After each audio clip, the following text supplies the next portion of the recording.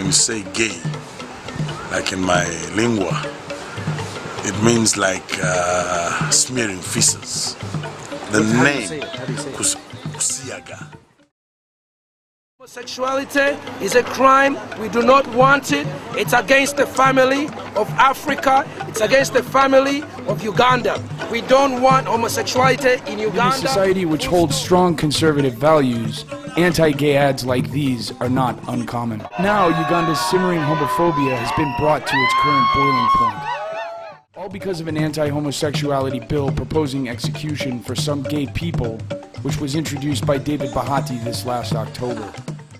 Homosexuality is already illegal in Uganda, but the new bill would impose much harsher punishments, including life imprisonment and even the death penalty for some homosexual acts. It would also require people to report every LGBT individual they know or face imprisonment.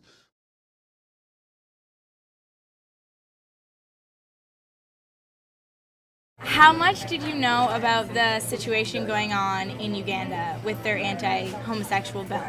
Unfortunately, not much, but I also can't say that I'm surprised, because it's certainly not the first time that a country has instituted a death penalty for being gay. And a lot of countries have moved past that. And it's really saddening to me that I think by saying that this is what's happening in Uganda and, distancing ourselves from it, it's easy for us to say, oh, we're so much better than that, but we're not.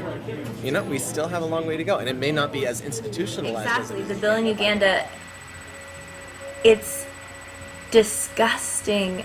It's shocking and horrifying that there are people out there that think their opinion of that is I wasn't aware of that one exactly, but it bothers me that somebody would do that, because it's just basically saying, like, we come from a country that's really free, and it's just like you can live your life how you want to, so long as you don't impede upon other people's lives, so long as you're not hurting anybody else. And I feel the same way. Like, I don't understand, why would you create a law? Like, if I have my own private law, like life behind closed doors, I did not know about the Uganda issue before it was brought up.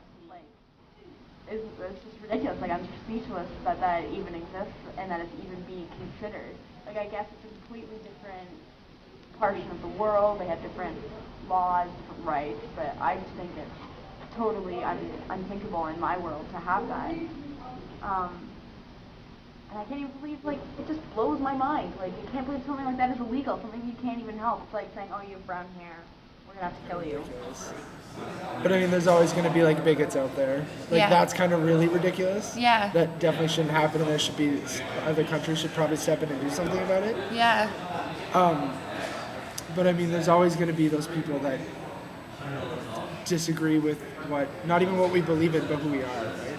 For sure. So I mean, we may disagree about gay marriage, but surely we can agree that it is unconscionable to target gays and lesbians for who they are, whether it's here in the United States or, as Hillary mentioned, more extremely and odious laws that are being proposed.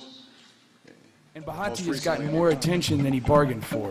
Western governments and activists are calling for the proposed bill to be withdrawn, threatening to cut foreign aid. And, all that comes back down to ignorance, and sometimes fear, and ultimately not knowing what's appropriate to say, not knowing really what it is to be gay, what it means to be gay, not knowing that this is an extreme example, but not knowing that we're not out to get your children and we're not planning world takeover. Simple things like that. Believe it or not, there are people who believe these things. Yeah. And of course that is more of an extreme example than you'll see here, but ultimately just not knowing what to say, do, react, not knowing people, and then fear, which means not wanting to know. Being literally reluctant to actually learn more based on what you think you know. Yeah. A lot of people think they know a lot about what I'm thinking probably like religion and maybe like fear. I mean, if you're homophobic, obviously you're not going to research into homosexuality. Like, you're not going to look into what it is. You're going to see something, you don't like it, you're going to make assumptions, and you're going to be afraid of it because you don't have the knowledge. First-year political research associates published an expose on the complicity of conservative American religious forces in encouraging homophobia in Uganda. The report's called Globalizing the Culture Wars, U.S. Conservatives, African Churches, and Homophobia. Our local community as open-minded? I would say that for the most part, yes, because we have come, such a long way in terms of, gender, like men working with women, race, segregation, but for sexual orientation, I've still heard stories about bias existing, and whether it's, a few stories here and there, it's still happening, and it still kind of clusters that open-mindedness. So. As I heard, it had one of the highest gay populations in Canada for schooling. Turns out it's true. There are a lot of us here. And so in that, it's very open and supporting. St. Catherine's community, it's really hit or miss with them. I mean, there's one gay bar in town, and it's great there. Everyone's fantastic there, obviously.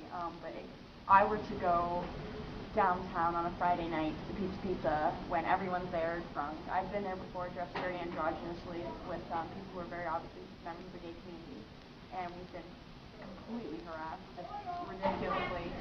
So I find that in general it is a lot more open and caring here in St. Catharines, but you're always going to have those. I think that Brock has a long way to go, but I also think that we've come a long way as well.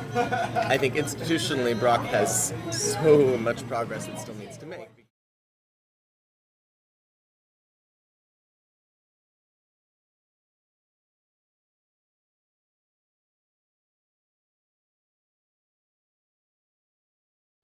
They should be shot and hung. They should work at Taco Bell.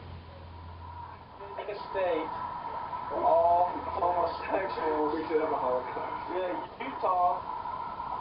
Should we stop for all homos in one state? Why would you want to ignore the team? Because I don't want to associate myself. I'm not gonna fuck you though. It's not a problem. I don't care. You may think nasty thoughts about me. What? Faggots.